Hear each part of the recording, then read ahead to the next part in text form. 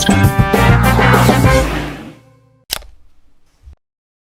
हेमंत जी, आपका एक इस पे ओवरऑल वक्तव्य, और सियासत बिल्कुल इस पे होनी चाहिए। आपको लगता है कि सियासत करना, इस पे कोई बहुत गलत काम हो रहा है? क्यों नहीं सियासत होगी? बिल्कुल होनी चाहिए हेमंत जी। देखिए आनंद जी, जो विनेश फोगाट का पूरा प्रकरण है, इसको देश ने जिस तरीके से हैंडल किया है, वो सबसे ज्यादा दुर्भाग्यपूर्ण चीज है। वो जो पूरा मूल मसला है, उस मूल मसले पर कोई सवाल जवाब नहीं हो रहे। मूल मसला जो ऐसा आपने कहा पहले और दूसरे साथी भी कह रहे थे, सवाल कहां से खड़ा होता है कि वेट को मेंटेन करने की जिम्मेदारी किसकी थी, नंबर एक। और अगर वेट मेंटेन नहीं हुआ तो उसके लिए अकाउंटेबल कौन है? सपोर्ट स्टाफ है, या जो इंडियन ओलंपिक एसोसिएशन का डेलीगेशन साथ है, एक खिलाड़ी और चार चार अधिकारी जा रहे हैं, तो आखिर वो ओनस किसके ऊपर है, जिम्मेदारी किसकी है? पहला सवाल ये है जो इस सारे राजनीति के घालमेल में मिस हो गया। अगर कोई भी सभ्य डेमोक्रेसी होती तो पहले इस बात की जांच करती कि ये घालमेल हुआ कैसे, ये वेट कैसे बढ़ा, who is responsible and accountable for that. वो सवाल आज तक आपने सुना नहीं होगा। मुझे खुशी है कि आज आपने उस बात का जिक्र किया। दूसरी महत्वपूर्ण बात क्या है? दूसरी महत्वपूर्ण बात यह है कि इंडियन ओलंपिक एसोसिएशन के चार्टर में, रूल्स में ये बात है कि अगर बॉक्सिंग, जो ये इंडिविजुअल इस तरह के गेम है ताकत वाले, चाहे वो बॉक्सिंग है चाहे वो रेसलिंग है, इस तरह के जो गेम्स है, उसके अंदर वेट अगर आप मेंटेन नहीं कर पाते हैं और अगर किसी कारण से आपकी सेहत अलाउ नहीं करी, यू आर इंजर्ड और you are not able to fight, तो you can withdraw also, that is option, विकल्प होता है वो। और चूंकि सारी रात जिस तरीके से विनेश 1 मिनट भी सोई नहीं और उसने कोशिश की कि डिहाइड्रेशन के जरिए उसका सारा एक्स्ट्रा वेट शेड ऑफ हो जाए, हो भी गया। आपको ध्यान होगा 52.700 ग्राम था उनका, और 2 किलो 600 ग्राम कब हो गया? आखिर के 100 ग्राम पे पेच फंसा। ठीक, पहली बात तो ये है कि उनको क्या डाइट दी गई, किसने डाइट दी? क्योंकि वो पहले भी डाउट कर चुकी थी कि मुझे खाने में कुछ दिया जा सकता है, मुझे पानी में कुछ दिया जा सकता है, इस तरह की बात आपको ध्यान होगा, ऑन रिकॉर्ड कही होगा।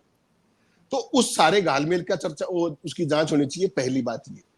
दूसरी महत्वपूर्ण बात ये है कि अगर उनकी तबीयत खराब थी, जो कि थी, वेट के दौरान भी वो वॉमिटिंग कर रही थी, लगातार वॉमिटिंग कर रही थी, तो वो हॉस्पिटलाइज भी हुई, इमीडिएटली बेहोश हो गई थी वहीं पे। जैसे the moment she was told कि आप डिस्क्वालीफाई होगी, वो बेहोश हो गई थी and she was taken to hospital also. तो एक तरह की ये मानवीय जाति भी है। तो मूल फियास्को कहां से शुरू हुआ कि आपको खाने में क्या दिया गया? और जब आपने दूसरी चीज देखी होगी कि जो दूसरे साथी सहरावत है, उनका तो 4.5 किलो वेट कम हो गया, वेट बढ़ गया था, और उसके बावजूद वो उसको कर पाए मैनेज। तो इस केस में वो मैनेज क्यों नहीं हुआ? हालांकि महिला और पुरुषों के बॉडी स्ट्रक्चर में, फिजियोलॉजी में थोड़ा फर्क रहता है, लेकिन उसके बावजूद भी जवाबदेही तो तय करनी पड़ेगी ना। आप गोल्ड मेडल की दहलीज पर खड़े होकर के डिस्क्वालीफाई होकर आते हैं, ये देश की बदनामी भी है। तो इसके लिए खिलाड़ी तो जिम्मेदार नहीं है ना, या तो स्पोर्ट्स स्टाफ है, या कोचिंग स्टाफ है, या जो भी आपके लोग, या इंडियन ओलंपिक एसोसिएशन का जो डेलीगेशन, वो जवाबदेही तय होनी चाहिए। हमारे देश में इसका बढ़ा दिया गया मजाक। ये अनप्रोफेशनल एटीट्यूड है स्पोर्ट्स अथॉरिटी का भी, इंडियन ओलंपिक एसोसिएशन का भी, और खासतौर पर जो पीटी उषा जिस तरीके की बयानबाजी कर रही है आप, वो बहुत ही दुर्भाग्यपूर्ण रहा है। एक केस जब केस के अंदर सब्जुडिस था, उस टाइम भी वो किस तरह की बातें कर रही थी? वो देश को डिफेंड कर रही है या किसी ओलंपियन को, जो उन्हीं की साथी है तीसरी बार के ओलंपियन, वो she is getting her to account to hold? ये गलत है। उनको केस के फैसले का इंतजार करना चाहिए था, उसके बाद अपनी टीका टिप्पणी करते। वो सरकार के सामने नंबर बढ़ाने के चक्कर में अपनी ही साथी को कटघरे में खड़ा कर रही थी, जिसकी कोई जरूरत नहीं थी, ना उनसे किसी ने पूछा था। वो जबरदस्ती खुद ही बयान जारी कर रही थी। तो एक तरीके से विनेश का जो केस था वो कहीं ना कहीं वीकन हो रहा था। अब तीसरी बात पे जी, खेल के अंदर राजनीति होनी चाहिए नहीं होनी चाहिए? मैं कहता हूं कि कोई भी सामाजिक चीज है, चाहे वो खेल है, चाहे कोई भी किसी की अचीवमेंट है, इस देश में दुर्भाग्य से उस पर राजनीति हो ही जाती है। आप अचीवर हो तो भी राजनीति होगी, आप लूजर हो तो भी राजनीति होगी। लेकिन दुर्भाग्य की बात क्या है कि असली मुद्दों को कोई छेड़ नहीं रहा है। अगर विनेश का वेट 100 ग्राम ज्यादा लग रहा था आपको, आप 100 जगह हैं जहां पे ओलंपियंस वेट करते हैं, तो आप उसकी बजाय आप हॉस्पिटलाइज हो जाते, और आपकी हालत भी ऐसी थी, यू आर कंप्लीटली डिहाइड्रेटेड, और कोई मना भी नहीं करता, आपका सिल्वर मेडल आ गया था। इस फियास्को के लिए कौन जिम्मेदार है? उसकी भी कोई जवाबदेही नहीं है। वेट कैसे बढ़ा, उसके लिए कोई जिम्मेदार नहीं। कम क्यों नहीं हुआ, उसके लिए कोई जिम्मेदार नहीं। वो हॉस्पिटलाइज क्यों नहीं, उसके लिए भी कोई जिम्मेदार नहीं। और जिम्मेदारी क्या है कि दो वर्ग बन गए हैं, ऐसी ऐसी बेहुदगी टिप्पणियां कर रहे हैं कि ये कर देते वो कर देते, हम शेयर भी नहीं कर सकते स्क्रीन के ऊपर। अब जब वो हिंदुस्तान में वापस आई, हरियाणा सरकार, आपको ध्यान होगा आनंद जी, हरियाणा सरकार ने क्या घोषणा की कि हम तो अपनी बेटी का स्वागत चैंपियन की तरह करेंगे। आज वहां पर हरियाणा सरकार का मच्छर भी उसको रिसीव करने नहीं गया। सवाल पूछा गया, साहब आप क्यों नहीं गए? तो उन्होंने कहा कि कोड ऑफ कंडक्ट लागू हो गया है। कोड ऑफ कंडक्ट मुझे आपको रिसीव करने में रोकता है क्या? आप आए, मैंने आपका स्वागत किया, मैं चला गया, ये तो नहीं रोकता। सरकारी गाड़ी यूज नहीं कर सकते, प्राइवेट से जाऊंगा। सवाल ये है कि आपकी नीयत क्या है और आपकी मंशा क्या है। आपकी मंशा सियासत करने की है। आपने उस टाइम कहा कि हम 4 करोड़ रुपए देंगे, वो सिल्वर मेडलिस्ट की तरह स्वागत करेंगे। कोड ऑफ कंडक्ट ठीक बात है, आप पैसे नहीं दे सकते, किसी को भी नहीं दे सकते, अकेले विनेश को नहीं, बाकी भी लोग जीत के आए। लेकिन वहां पर किसी का ना जाना। और आज एक और गजब देखिए, सारे साथियों ने ऑब्जर्व किया कि नहीं पता नहीं, सुबह से वो इतना बड़ा काफिला 11 बजे से चला हुआ है और अभी तक वो अपने गांव नहीं पहुंच पाई। 125 किलोमीटर गांव है एयरपोर्ट से बलाली में, वहां तक नहीं पहुंची अभी तक। वो जज्जरी क्रॉस किया उन्होंने, यानी कि अनदर 40 किलोमीटर आर रिमेनिंग। तो ऐसा स्वागत हो रहा है। और किसी चैनल पे आपने उनकी तस्वीरें देखी है क्या लाइव? तो बेसिकली सरकार वो भी तय कर रही है। और कल अखबारों की बदपिटते देख लीजिएगा, कहीं 4 कॉलम की खबर, 2 कॉलम की खबर कहीं कोने में घुसी होगी। जबकि आज हरियाणा की सबसे बड़ी इवेंट ये है। कल चुनाव की घोषणा हुई थी, आज सारे यूथ और जितनी महिलाएं सारी स्वागत कर रही है जगह जगह पर रोक के। जब लास्ट मैंने चेक किया तो 26 जगह स्वागत हो चुका था उनका। तो सवाल केवल इतना है, जो आनंद जी, जो इस मामले में जो खेल है ना पूरा, कि वो किसी प्रधानमंत्री की कोई व्यक्तिगत लाइकिंग डिसलाइकिंग हो सकती है, कोई भी बात है, लेकिन मेरी लाइकिंग या डिसलाइकिंग से किसी की अचीवमेंट कम नहीं होती। और वो अचीवमेंट का सम्मान किया जाना चाहिए, कोई भी हो। और स्पोर्ट्समैन वो वहां तक पहुंची है, उसने किस चैंपियन को हराया आप सोच सकते हैं? जापान की जो चैंपियन थी, जो उसने प्री क्वार्टर फाइनल में हराया, उसका 82-0 का स्कोर है, वो अजय थी पूरे कैरियर में। और उसको किस तरीके से आखिरी के 15 सेकंड में विनेश ने वो किया। और विनेश किन परिस्थितियों में तीसरी बार ओलंपिक में पहुंची, उसकी तैयारियां प्रॉपर नहीं थी, उसका वेट 55 किलो है, वो 50 किलो की कैटेगरी में लड़ रही है। वो किसके लिए लड़ रही थी? आनंद जी माफ कीजिएगा, वो जो मेडल था वो देश का था, वो विनेश का नहीं था। देश का मेडल था वो। और देश के मेडल पे भी अगर आप राजनीति करते हैं, कोई भी करता है, तो उसको शर्म आनी चाहिए, उसको डूब के मरना चाहिए। पहली बात तो ये, अचीवमेंट किसी की छोटी या बड़ी नहीं होती। जिसकी जितनी हिम्मत है, जितनी जिसकी लियाकत है, वो सारी चीजें उनको ऑनर किया जाना चाहिए। और टॉप से जब ये इशारा आया, आपको याद है पार्लियामेंट में क्या हुआ था? उन्होंने पूछा कि पार्लियामेंट के अंदर इस मामले पर बहस हुई, याद होगा आपको, अपोजिशन ने पूरा सवाल उठा कि भाई ये फिएस्को कैसे हुआ। जाहिर सवाल था, कौन जिम्मेदार है वेट के लिए, कौन जिम्मेदार इन चीजों के लिए। और जो आपके माननीय खेल मंत्री थे, वो क्या कह रहे थे? उन्होंने सवालों के जवाब नहीं दिए। उन्होंने कहा कि साहब हमने विनेश की तैयारियों पर 72 लाख रुपए खर्च कर दिए। विनेश का बताया, बाकी ओलंपियंस का नहीं बताया। और आपसे सवाल पूछा था क्या किसी ने? देश की तमाम स्कीमें हैं, आपने अपने घर से नहीं खर्चा था। ओलंपिक की स्कीम है आपकी, ओलंपिक पोडियम स्कीम है, दुनिया भर की स्कीम्स है, जहां पे यंगस्टर्स को प्रमोट करते हैं, आगे बढ़ाते हैं, कोचिंग कराते हैं, विदेशों में भेजते हैं, सारी बातें होती है। तो why to isolate single handedly Vinesh Phogat? अगर आप खाता ही दे देते, सबका खाता दे देते ना, फिर आप चोपड़ा का भी दे देते। तो सवाल ये नहीं है, आपके अंदर स्पोर्ट्समैन स्पिरिट नहीं है। असली बात ये, वर्ल्ड की अनबीटेड चैंपियन को 82 बार की, उसको आपकी बेटी ने पहली बार हराया, आपने ट्वीट तक नहीं किया। दूसरी बार अमेरिकन चैंपियन को हराया, तब आपने ट्वीट नहीं किया। फाइनल में चली गई, तब भी ट्वीट नहीं किया। और उस फाइनल में तो हिंदुस्तान की पहली महिला है वो, जो इंडिविजुअल रेसलिंग के अंदर गई है। और जैसे ही वो डिस्क्वालीफाई हुई, 15 मिनट के अंदर आपने अंग्रेजी में शानदार ट्वीट किया, ठीक। लेकिन और उसकी बात देखिए, 14 तारीख को माननीय राष्ट्रपति जी ने सारे ओलंपियंस को बुलाया, 15 तारीख को लाल किले पे सारे ओलंपियंस थे, और 15 तारीख को प्रधानमंत्री के आवास में भी सारे ओलंपियंस थे। एक चेहरा गायब था, विनेश। वो वहां क्या कर रही थी? कभी आपने सवाल समझा? जब ओलंपिक खत्म हो चुका है, केस का एक ऑर्डर आना है, आपको मेडल मिलेगा या नहीं मेडल मिलेगा, कोई सेरेमोनियल फंक्शन तो होना नहीं। वो मेडल अगर आपको मिलता भी तो कोई भी रिसीव कर सकता था, एम्बेसी में, हाई कमीशन में, आपकी इंडियन ओलंपिक एसोसिएशन में, कोई भी रिप्रेजेंटेटिव ले सकता था, कोई सेरेमनी नहीं होनी चाहिए। लेकिन सवाल समझिए क्या है, 7 तारीख को घटना हुई, 8 तारीख को डिस्क्वालीफाई हुई, और वो कब वापस आ रही है? आज।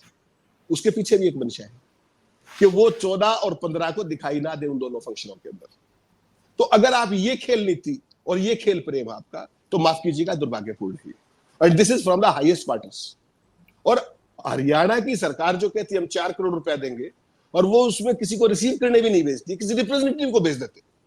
किसी अधिकारी को भेज देते, रेजिडेंट कमिश्नर होता है दिल्ली के अंदर, उसका काम ही है, उस तक को उस पर तो कोई वो लागू नहीं है ना code of conduct, he is a bureaucrat, उसको भेज देते हरियाणा सरकार के प्रतिनिधि के तौर पे, एक मोमेंटो देते, एक कोई भी बुके देते, छुट्टी। वो भी नहीं किया, और फिर आप खेल प्रेमी होने की दावे करते हैं। मैं कहता हूं खेल के ऊपर राजनीति, खेल राजनीति का विषय नहीं है, खेल प्योरली प्रतिभा को आगे बढ़ाने का विषय है, लेकिन उस पर राजनीति हो रही है, और खासतौर पे वो दल राजनीति कर रहा है जिसने इन्हीं जो अपने ओलंपियंस थे, यही विनेश फोगाट, यही साक्षी मलिक, 140 दिन तक जंतर मंतर पे हाल देखा था आपने? आपने किसी ओलंपियन का ये हाल दुनिया में किस देश में देखा है? किसी बनाना रिपब्लिक में देखा है? प्रधानमंत्री जी ब्रॉन्ज मेडल मिलते ही फोन मिलाते हैं, वीडियो बनाते हैं, तमाम कहानियां करते हैं, ट्वीट करते हैं। और जब दिल्ली में 140 दिन तक उनको रोंदा जा रहा था, वो क्या कह रही थी? आपको याद होगा कि उनके कहने से एफआईआर भी दर्ज नहीं हुई, सुप्रीम कोर्ट को इंटरवीन करना पड़ा एफआईआर दर्ज कराने के लिए। ये सुशासन है आपका। तो आप कल्पना कर सकते हैं कि एक व्यक्ति की विल पूरे कानून और संविधान पर भारी है। इस देश में एफआईआर तो कोई भी दर्ज करा सकता है, अगर झूठी मिले तो आप उसको रिजेक्ट कर दीजिए, कैंसिल कर दीजिए। तो ऐसा क्या था कि ये खिलाड़ी इतनी वहां पर बैठी रही 140 दिन तक, और आपकी पुलिस ने उसको एफआईआर भी दर्ज नहीं करना उचित समझा, उसके लिए भी सुप्रीम कोर्ट जाना पड़ा, फिर वो मेडल बहाने तक जाने की नौबत आई।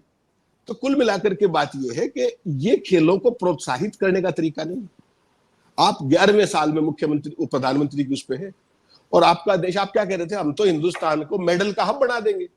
आप क्या वो कर रहे हैं कि 2036 में ओलंपिक का जो होस्ट हम होंगे, ओलंपिक की मेजबानी हम करेंगे। अरे आपका ओलंपिक के खेलों में अपना प्रदर्शन देख लीजिए ना, 71वें नंबर पे खड़े हैं आप, पाकिस्तान भी आपसे आगे। क्यों? उनको गोल्ड मेडल मिला, आप तो वहां भी नहीं। आपको आयोजन करने की जल्दी है, क्यों? क्योंकि उसके लिए हजारों लाखों करोड़ रुपए का इंफ्रास्ट्रक्चर डेवलप होगा, वो आपके कॉलोनीज डेवलप करेंगे, फिर उसमें पानी भरेगा, उसमें कमीशन के आरोप लगेंगे, उसमें तमाम चीजें होंगी।